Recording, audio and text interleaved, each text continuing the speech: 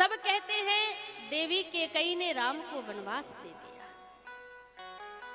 लेकिन मैं कहती हूँ धन्य है वो मैया जिसने हमारे लिए, आपके लिए, सारे जगत के लिए अपने बेटे को वनवास दे दिया।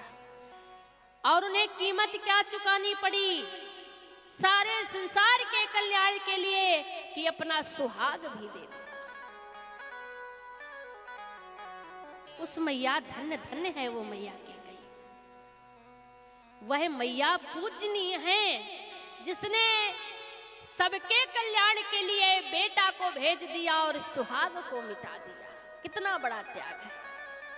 महाराज देवी कैकेयी 18 वेद वक्ता थी, कोई साधारण महिला नहीं थी। और विवाह भी राजा दशरथ जी से ऐसे हुआ था, बड़ी वीर थी, युद्ध क्षेत्र में भी बड़ी वीरांगना थी वह। कैकेयी देश के राजा की पुत्री, महाराज अच्छे अच्छे राजा उनसे परास्त हो जाते थे। और इसी बात की कीर्ति जब राजा दशरथ जी को पता चली कि एक ऐसी देवी है जिनका नाम है कैकेयी, जिनसे महाराज बड़े बड़े राजा परास्त हो जाते हैं, राजा दशरथ जी भी गए। राजा दशरथ जी गए और राजा दशरथ जी के सन्मुख जैसी देवी कैकेयी आई, राजा दशरथ जी ने कहा, देवी हमने सुना है कि आप बड़ी ही महान हैं, 18 वेद वक्ता है और वीरांगना भी है, तो बताइए हम आपसे युद्ध करना चाहेंगी, ये साष्टांग करना चाहेंगी। देवी कैकेयी ने कहा कि मैंने भी आपकी यश और कीर्ति सुनी है कि आप बड़े वीर राजा हैं, तो राजन आपसे मैं युद्ध करना चाहती हूँ। देवी कैकेयी ने कहा, राजन आपसे मैं युद्ध करना चाहती हूँ, वो भी मल्ल युद्ध। मल्ल युद्ध महाराज हाथों से जो युद्ध होता है, मल्ल युद्ध करना चाहती हूँ। लेकिन राजा दशरथ जी ने कहा, देवी अगर मैं जीत गया तो आपको मेरे साथ विवाह करना पड़ेगा। ठीक है। अब मल्ल युद्ध किया देवी कैकेयी ने, तो जब महाराज दो पहलवान लड़ते हैं ना, तो जीतता तो वही है जिसे एक पहलवान गिरा दे। तो देवी कैकेयी ने राजा दशरथ जी को परास्त कर दिया। अब पहलवानों की लड़ाई ऐसी होती है कि उसे जमीन में गिरा दे, और जैसे ही परास्त कर दिया और देवी कैकेयी ने कहा, राजन तुम अपनी पराजय स्वीकार करो, मैंने तुम्हें पराजित कर दिया। तो राजा दशरथ जी ने कहा, पराजित तो कर दिया, लेकिन एक बात बताओ देवी कि आपके हाथ किसके हाथ में रखे हैं? जब एक पहलवान नीचे गिरेगा तो दूसरा पहलवान तो अपना दाव पेच लगाएगा कि उठकर खड़ा ना होने पाए। तो देखा देवी कैकेयी के हाथों को जो है राजा दशरथ जी के हाथ में रखे थे, और राजा दशरथ जी ने कहा, देवी नारी का अगर हाथ कोई एक बार थाम ले तो सदा के लिए थाम लेता है। तुम्हारे हाथों को मैं थामे हुए हूं। इस बात को लेकर के देवी कैकेयी ने राजा दशरथ जी के साथ विवाह किया था। और जब विवाह करके देवी कैकेयी आ रही थी अवधपुर के लिए, तो रास्ते में मेरे परमात्मा ने एक कौतुक किया। एक छोटे से बालक बन के रोने लगे। देवी कैकेयी ने कहारों से कहा कि मेरे डोले को क्षण मात्र के लिए रखा जाए, और उतर के गई। एक छोटा सा बालक रो रहा है, तो देवी कैकेयी ने उस बालक को गोद में ले लिया, और जब गोद में ले लिया तो महाराज उनके जो स्तन हैं, उनके स्तनों से दूध गिरने लगा। अब देवी कैकेयी कहती हैं, विधाता मुझे आपकी लीला का पता नहीं है, लेकिन ये कैसी परीक्षा है कि हाथ गोद में मेरे बालक हैं और मेरे स्तनों से दूध गिर रहा है। ये बड़ी गंभीर स्थिति है। मैं संसार वालों को क्या जवाब दूंगी? हे परमात्मा, मुझे आपकी लीला का पता नहीं है। मैं आपसे निवेदन करती हूँ मेरे प्रभु, आप दुखियों को दुख भरने वाले हैं, मेरे इस कष्ट का निवारण करिए। भगवान प्रकट हुए और भगवान ने कहा, देवी हम आपके कष्ट का निवारण करेंगे, इससे पहले हम आपसे कुछ मांगना चाहते हैं।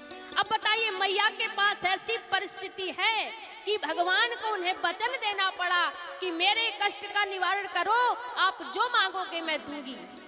भगवान ने कहा ठीक है, आपके बेटे बन के आएंगे, मैया 14 वर्ष का वनवास दे देगा। ये मांगा मैया। देवी के कई ने कहा ये नहीं होगा, अगर आप मेरे बेटे बन के आए महाराज, मैं वनवास क्यों दूंगी, अपने प्रभु के अपने नेत्रों के सन्मुख रखूंगी। भगवान ने कहा मैया आपके कष्ट का निवारण नहीं होगा। मैया के कई ने कहा ठीक है प्रभु, मैं आपको 14 वर्ष का वनवास दूंगी। यह वचन भगवान ने ले लिया।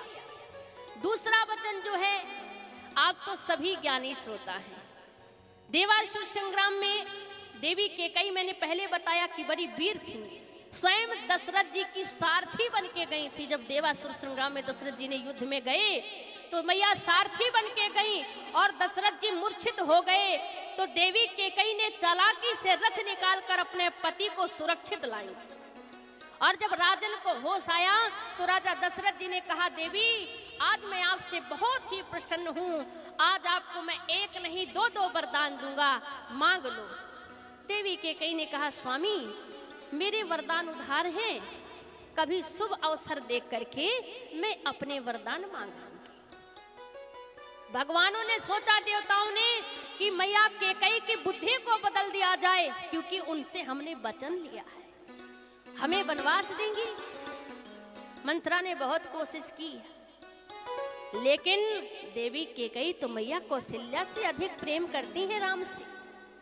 और जब देवताओं के द्वारा बुद्धि को बदला कि मातृ भाव छोड़िए माँ, संसार के कल्याण के लिए बेटे को 14 वर्ष के लिए वनवास भेजिए।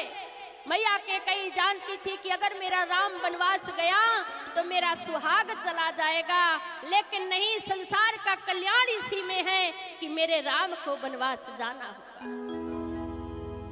और यहाँ देवी केकई ने तुरंत राजा जी को बुलाया और कोप भवन में जाके महाराज ऐसे वरदान नहीं मांगा, राजन मुझे कुछ चाहिए। देवी आज मैं बड़ा प्रसन्न हूँ, मेरे राम राजा बनेंगे, बता तुझे क्या चाहिए। देवी केकई ने कहा नहीं, पहले राम की सौगंध खाइए, इसके बाद देना। मैं राम की सौगंध खाता हूँ, देवी आप जो कुछ मांगेंगी मैं वही दूंगा। अगर राम की सौगंध खाई है तो अब मेरा वरदान सुनिए। तापस से विशेष उदासी 14 बरस राम बनवासी।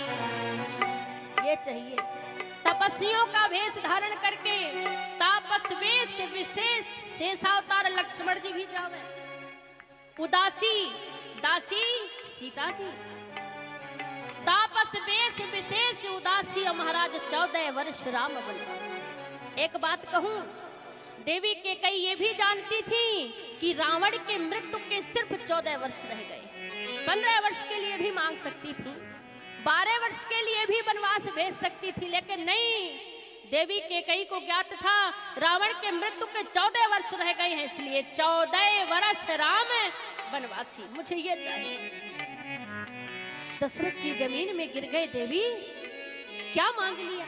देवी ने कहा मेरे वचन उधार है, 2 वचन जो आपने कहा है कि मैं दूंगा, अगर नहीं देंगे तो रघुकुल रीत सदा चली आई, प्राण जाई पर वचन न जाई। आप अपनी रानी को वचन देंगे और उसे पूरा नहीं करेंगे, महाराज राम की सौगंध खाई है, आपको देना पड़ेगा। और मेरे 2 वचन यही हैं, राम वनवास जाए और मेरा बेटा भरत राजा बने।